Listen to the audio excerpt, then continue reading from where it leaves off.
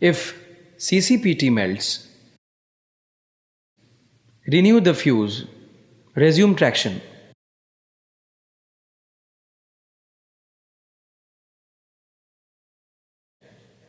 If CCPT melts again, put HOBA in off position on all locos and renew CCPT, resume traction.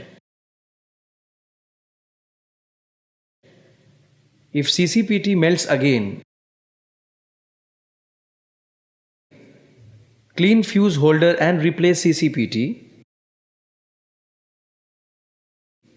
Change the Pantograph and renew CCPT.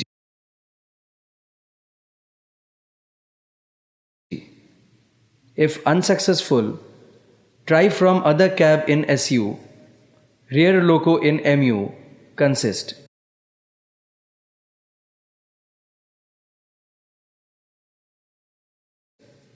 If successful, clear section from cab, loco observing GR and SR, enforce and inform LC, SM, SCR.